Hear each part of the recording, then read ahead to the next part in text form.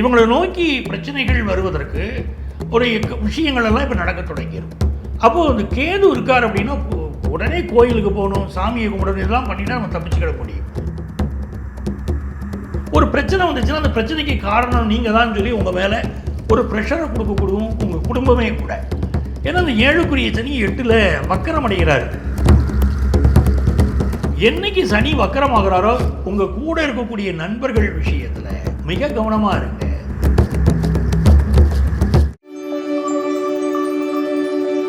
So இந்த சிம்மராசி என்பவர்களுக்கு ஜூலை மாதம் எப்படி இருக்க போகுது?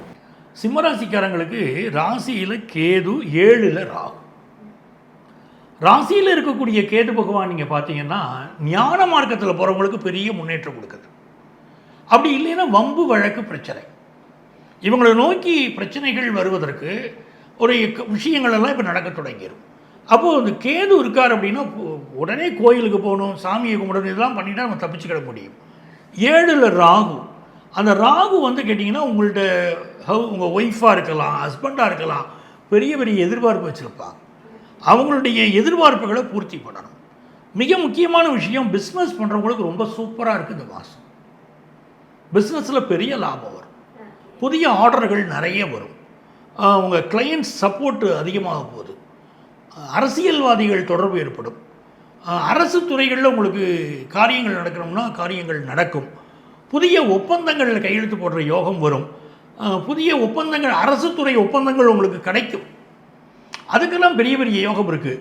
பர்டிகுலராக படிக்கக்கூடிய ஸ்டூடெண்ட்ஸுக்கு, ரிசர்ச் ஓரியன்ட் எஜுகேஷன் படிக்கிறவங்களுக்கெல்லாம் பெரிய சக்ஸஸ். மனோதத்துவ நிபுணர்கள், சைக்கியாட்டிஸ்ட், இவங்களுக்கெல்லாம் நல்ல பேர் கிடைக்கும். அதெல்லாம் இருக்குது. இன்வெஸ்ட்மெண்ட்ஸ் அதிகரிக்கும். பட் என்ன ஒரு விஷயம்னா, நீங்கள் ஒரு கட்சியில் இருப்பீங்க, உங்கள் லைஃப் பார்ட்னர், உங்கள் மனைவி, உங்கள் பையன் இன்னொரு கட்சியில் இருப்பாங்க, இன்னொரு எண்ணத்தில் இருப்பாங்க. இல்லை உங்களுடைய கணவரோ உங்களுடைய பிள்ளைகளோ உங்களுக்கு எதிர்வாதம் செய்வார்கள். அப்படிப்பட்டவங்களாக இருக்கும். ஒரு பிரச்சனை வந்துச்சுன்னா அந்த பிரச்சனைக்கு காரணம் நீங்கள் தான் சொல்லி உங்கள் மேலே ஒரு ப்ரெஷரை கொடுக்கக்கூடும் உங்கள் குடும்பமே கூட. ஏன்னா அந்த 7க்குரிய சனி 8ல் வக்கரம் அடைகிறார். அப்போது லைஃப் பார்ட்னருக்கு இப்போ நிறைய கோபம் வரலாம், லைஃப் பார்ட்னருக்கு வந்து ஹெல்த் இஷ்யூஸ் வரலாம். அது வந்து கொஞ்சம் கவனமாக பார்க்க வேண்டியிருக்கு. என்னைக்கு சனி வக்கரமாகிறாரோ உங்கள் கூட இருக்கக்கூடிய நண்பர்கள் விஷயத்தில் மிக கவனமாக இருங்க. அந்த நண்பர்கள் விஷயத்தினால பல பிரச்சனைகள் ஏற்படும். அவங்களால நன்றி கடன் சில பேருக்கு நீங்கள் பட்டிருப்பீங்க, அதெல்லாம் கரெக்டாக இப்போது நிறைவேற்றிடணும். 10ஆம் இடத்துல செவ்வாய், நல்ல ஒரு அரசு வேலை கிடைக்கக்கூடிய யோகம் சிலருக்கு உண்டு. ஏன்னா 10ல் செவ்வாய் 11ல் சூரியன்லாம் ரொம்ப சாதகமாக இருக்குது, ரொம்ப நல்லா இருப்பாங்க. இன்வெஸ்ட்மெண்ட்ஸ் தாராளமாக பண்ணலாம், பணப்புழக்கம் திருப்தியாக இருக்கும், நல்ல பணவரவு ரொம்ப சந்தோஷமாக இருக்கும். நண்பர்கள் விஷயத்தில் மட்டும் கவனமாக இருக்கணும் இல்லையா? ஓகே, இந்த மாதம் சிம்மராசி நண்பர்கள் எந்த கடவுளை வழிபட்டால் அவங்க வாழ்க்கை சிறப்பாக இருக்கும்? வழிபாடு அப்படின்னு எடுத்துக்கிட்டால் திருச்சி மலைக்கோட்டை விநாயகர், உச்சி பிள்ளையாருன்னு அவருக்கு பேர். அந்த உச்சி பிள்ளையாரை வழிபடணும். நேராக போய் தாய்மானவரை வழிபட்டுட்டு மேலே போய் உச்சி பிள்ளையார் வழிபாடு செய்யணும். அந்த வழிபாடு செய்கிற போது உங்கள் மனசு லேசாகும், வாழ்க்கையில் உள்ள பிரச்சனைகள் விலகும், எதனாலும் சமாளிக்கலாம் அப்படிங்கிற தைரியம் வரும். இந்த மாதம் ரொம்ப நல்லாயிருக்கும். ஜூலை மாதம் சிம்மராசி என்பவர்களுக்கு ஆகச்சிறந்த மாதமாக அமையும் அப்படின்ட்டு ஒரு அற்புதமான பலன் கொடுத்துருக்கீங்க. Super sir. 2026ஆம் ஆண்டு ஜூலை மாத பலன்கள் பார்க்க போகிறோம். இந்த மாதத்துடைய கிரகநிலைகள் பார்த்தோம்னா ரிஷப ராசியில் செவ்வாய் பகவான் இருக்கார், மிதுன ராசியில் புதன் பகவானும் சூரிய பகவானும் அனுக்கிரகம் பண்ணிக்கிட்டு இருக்கிற நேரம், கடக ராசியில் குரு பகவானும் சுக்கிர பகவானும் இருக்கிறார்கள், கேது பகவான் சிம்ம ராசியிலும் ராகு பகவான் கும்பராசியிலும் அருள்வாளித்து கொண்டிருக்கக்கூடிய காலம், சனி பகவான் மீனராசியில் இருக்கார். இந்த மாதம் வந்து சந்திர பகவான் பூராடம் நட்சத்திரத்தில் தொடங்கி ஒரு சுற்று வருகிறார், மீண்டும் பூராடம் நட்சத்திரத்துக்கு வருகிறார், வந்து அதை கடந்து உத்திராடம், திருவோணம், அவிட்டம், சதயம் வரைக்கும் அவருடைய பயணம் அமைகிறது. இந்த மாதம் இருக்கக்கூடிய விசேஷம் என்ன அப்படின்னு பார்க்கறதுக்கு இந்த கிரகங்கள் இன்னும் என்னதாவது பயிற்சி இருக்கா அப்படின்னா, மிக முக்கியமாக சூரிய பகவான் ஆடி மாதம் ஆரம்பித்த உடனே கடகராசிக்குள்ளே பிரவேசம் செய்து விடுவார். அதே போல் சுக்கிர பகவான் ஜூலை மாதம் 5ஆம் தேதி சிம்மராசிக்குள்ளே பிரவேசமாகிறார். இதுதான் இந்த மாதத்துடைய கிரகநிலைகள். நம்ம மிக முக்கியமாக பார்க்க வேண்டிய கிரகநிலைகள். என்னென்ன விசேஷம் இருக்குது இந்த மாதம் அப்படின்னு பார்த்தீங்கன்னா, 2ஆம் தேதி திருவோண விரதம்.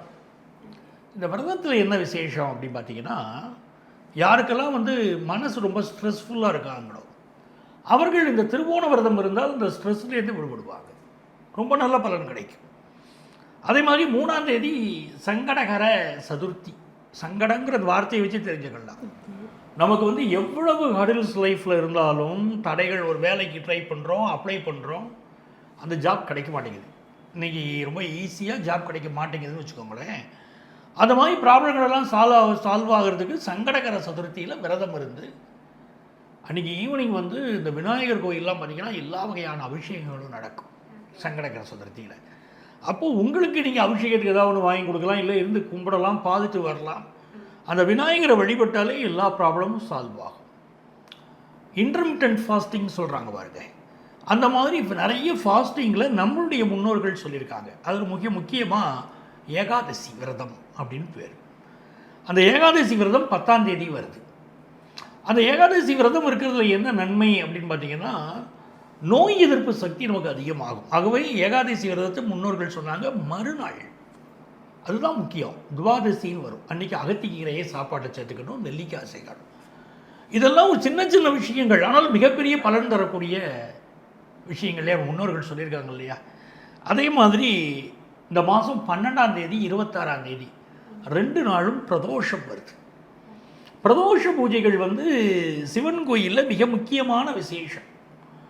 அந்த பிரதோஷ பூஜை நடக்கும்போது எப்படி வழிபடணும், நிறைய பேர் பார்த்திங்கன்னா சிவன் கோயிலுக்கு போவாங்க, நந்தியுடைய காதுகளில் பேசுவாங்க. நமக்கு என்ன வேணுமோ சாமிகிட்ட சொல்கிறத விட நந்திகிட்ட சொன்னால் காரியம் நடந்துரும் அப்படின்னு சொல்லி வழிபடுவாங்க. அப்போ நந்தியின் காதுகளில் உங்கள் கோரிக்கைகளை சொல்லி நீங்கள் வழிபாடு செய்யலாம். அது வந்து 12ஆம் தேதி 26ஆம் தேதியும் சிவ வழிபாடு, பிரதோஷ வழிபாடு மிகப்பெரிய வெற்றிகளை கொடுக்குது. மிக மிக முக்கியமாக நம்ம பார்க்க போவது 14ஆம் தேதி ஜூலை 14 அமாவாசை. இந்த அமாவாசைங்கிறது பித்திருக்களுக்குரிய நாள். நம்மளை வளர்த்த பெரியவர்கள், நம்ம தாய் தகப்பன் வளரக்கூடிய காலத்தில், அவங்க இருக்கக்கூடிய காலத்தில் அவர்கள் அருமை தெரியாமல் விட்டுட்டால், அவர்கள் இறந்து போயிட்டாங்களே, நாங்கள் அவர்களுக்கு நன்றி கடன் தெரிவிக்கக்கூடிய நாள் தான் அந்த அமாவாசை. ஜாதகத்தில் பித்ரு தோஷம்னு ஒன்று இருக்கும். ரொம்ப கடுமையான சோதனைகள் வரும். நம்மளை கூட படிச்சிருப்பாங்க, சில பேர் லைஃப்பில் நல்லா முன்னேறி இருப்பாங்க, நாம் மட்டும் முன்னேற முடியாமல் இருக்கும். ஒரு ஆஃபீஸில் ஒன்றா வேலை பார்ப்போம், கூட இருக்கிறவங்க சில பேர் நிறைய ப்ரமோட் ஆகி போயிடுவாங்க, நமக்கு ப்ரொமோஷன் கிடைக்காது. ஏன் தடை அப்படின்னு போய் ஒரு அஸ்ட்ராலஜரை பார்த்தா அவங்க சொல்லுவாங்க, உங்கள் ஜாதகத்தில் பித்ரு தோஷம் இருக்குது, அதுதான் காரணம். அப்போ இந்த பித்ரு தோஷம் நீங்கிறதுக்கு என்ன பண்ணலாம் அப்படின்னா, அமாவாசை திதி ஒவ்வொரு மாதமும் வரும் அமாவாசை அன்றைக்கி எள்ளு தண்ணீரை இறைச்சி அமாவாசை தர்ப்பணத்தை கொடுக்குறோம். இந்த மாதம் இப்படி 14ஆம் தேதி வருது, அது ரொம்ப விசேஷம். 19ஆம் தேதி சஷ்டி விரதம். நமக்கெல்லாம் தெரியும், தமிழ் கடவுள்னு இந்த முருகப்பெருமானை சொல்கிறோம். மூவிர முகங்கள் போற்றி முகம்பொழி கருணை போற்றின்னு அந்த முருகப்பெருமானுக்குரிய திதி சஷ்டி திதி, 6வது திதி. அதில் தான் அவருக்கு 6 முகன்னு பேர். அன்னைக்கு வந்து சஷ்டி அன்னைக்கு விரதம் இருந்து முருகப்பெருமானை வழிபட்டால் ரொம்ப நாளாக குழந்தை பாக்கியம் இல்லாதவங்களுக்கு குழந்தை பாக்கியம் கிடைக்கும்னு ஒரு நம்பிக்கை. ஸோ இது இந்த மாதத்துடைய நல்ல பலன்களை எல்லாம் நம்ம பார்த்துருக்கோம்.